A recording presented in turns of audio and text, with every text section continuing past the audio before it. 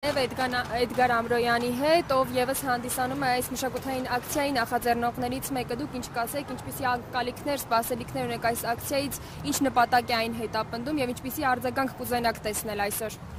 Անկեղծ ասած, իմ մեսեջը ուղղված է իմ հասարակությանը, որպես քաղաքացի, ուղղակի Ռուսաստանի դեսպանատան դեմն եմ կընտրել, որովհետեւ սա խորհրդանշանական իրականում այն ծրագրերը, որոնք իրանք իրականացնում են KGB-ի պատվալներում եւ մասնատում են ժողովրդներին եւ դժբախտացնում են,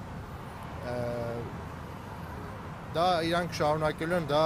իրականացնել։ Ու իմ մեսեջը իրանց ուղղված չէ, թքած ունեմ իրանց վրա։ Իմ մեսեջը ուղղված է իմ հասարակությանը, որը պետք է դիտակցի, որ ռուսը կփրկի այդ տերմինը, վերջապես սենց է փրկելու ռուսը։ Պետք է որոշում կայացնի Հայաստանի քաղաքացին, մեր հասարակությունը ուզում է ռուսը, որ իրեն փրկի,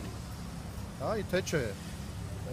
Այսինքն իմ անունից ես կարող եմ ասել, որ իմ մեսեջները ուղղված է հենց իմ քաղաքացուն։ Ես իմ դիալոգ իմ քաղաքացու հետ է, որպեսզի գիտակցությունը բարձրանա ու վերջապես Հայաստանի քաղաքացին խոսա ու մտածի իր դիրքերից, իր շահերից։ Որքան էլ դա բարդ լինի, հեշտը չկա, հեշտը սա է։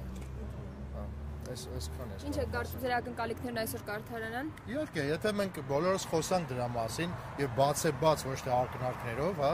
երրորդ պետություն, չորրորդ պետություն կամ պետություններ, որոնք չեն, չէ, այդ պետությունը Ռուսաստանն է, ռուսական KGB-ն է, որը դեռ ամենակիչը խորհրդային տարիներից մեր գլխին դժբախտություններ բերել, եթե չգնանք ցարական Ռուսաստանի շատ ավելի վաղ, չեմ ուզում այդքան, հա, պատմական էքսկուրսներ չանենք։ Այսինքն մինիմում Ստալինյան ռեժիմից սկսած հայերը ենթարկվել են ռեպրեսիաների, մասնատումների եւ այլ շատ դժբախտությունների։ Եթե մենք դա չգիտակցենք, ուր ենք մենք գնում, ինչ անկախ պետության մասնախոս կասկանում։ Շնորհակալություն։